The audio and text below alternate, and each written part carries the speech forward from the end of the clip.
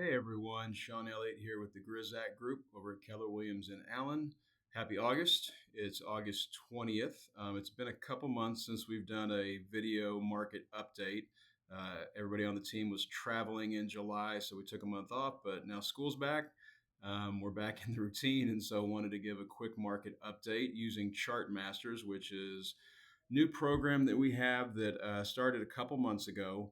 This is specific for Keller Williams, and basically, this is data from MLS, but it is scrubbed in a very unique way that MLS does not.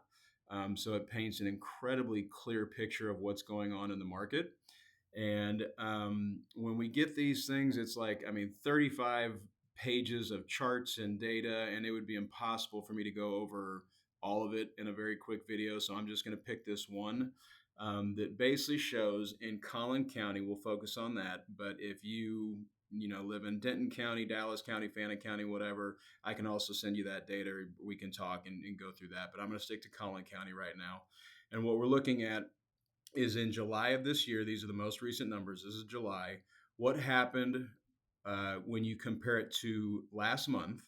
So what happened in June of this year, and then compare it to what happened in July of last year. So this is July of 2023. Okay. And so when I look at new listings in Collin County in July, they were up a little bit from June, but they're up a ton from July of last year.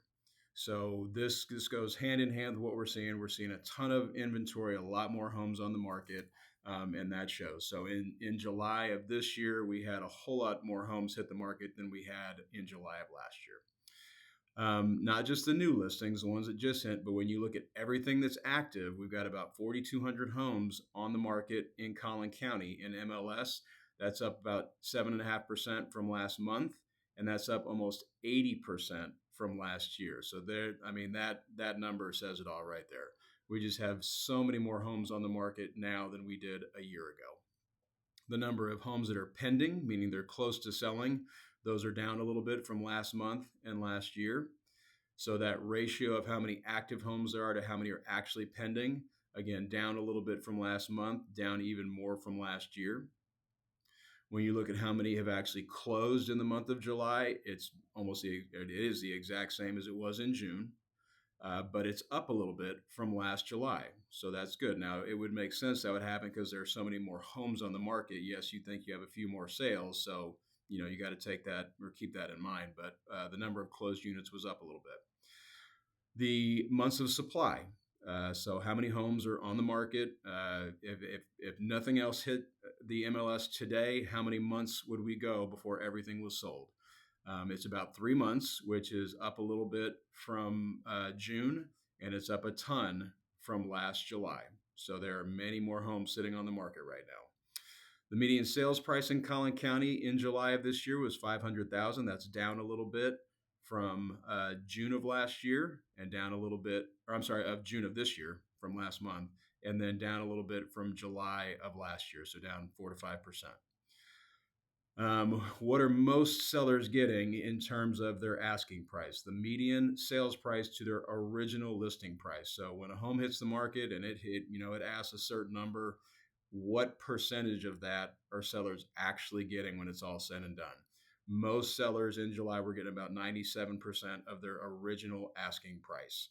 So that's down from last month and down even more from last year. Not a ton, but a couple percentage points. How long are homes sitting on the market? Well, in July, most homes sat on the market for 28 days. That's down a little bit from June. So actually, homes moved a little bit faster in July than they did in June, but it's up a lot from last July.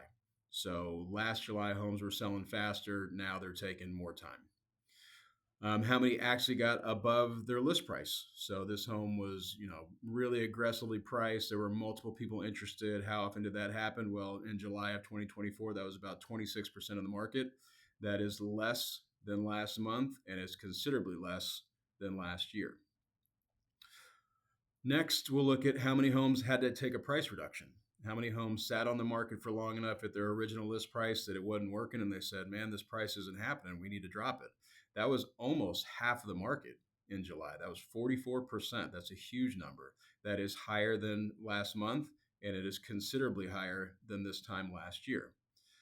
For the homes that did not take a price reduction, meaning they were priced correctly the first time, what was their percentage of sold price to what they were asking? That's almost 100%. So if a home didn't have to take a price reduction, that obviously means the condition of that home was good and they were priced accordingly. So those sellers got pretty much 100% of what they were asking. It's down a little bit from last month and a little bit from last year, but they were mainly getting 100% of their asking price, darn close to it. Now, the homes that did take a price reduction, they had to reduce their price at some point. What did they sell for compared to their original listing price? That's 93%. To me, this is one of the most important measuring tools that we have. It's basically saying if a home is priced correctly from the beginning, those homes are selling pretty quickly. In fact, right here it says 12 days for almost everything that they're asking.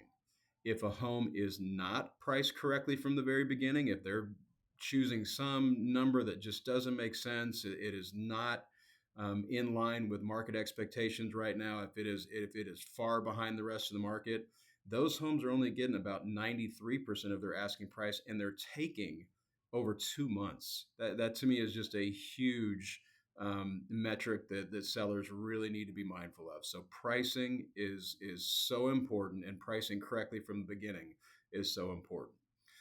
And then finally, how many listings failed in July? How many listings hit MLS and then didn't end up closing?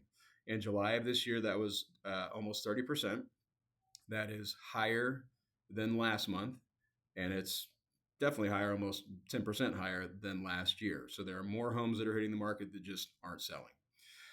So, like I said, these charts, these data points, they just paint a really clear picture of what's going on in the market. And if you want more information, like you want to know specifically what's happening in Prosper, or you want to know what's happening in Lovejoy ISD, we do have the tools to do that. So feel free to give us a call. We can set up a Zoom, have a meeting, just hop on the phone, whatever, and we can let you know what's going on in your individual market. So hope that helps. Hope everybody has a fantastic August, and we'll talk again next month.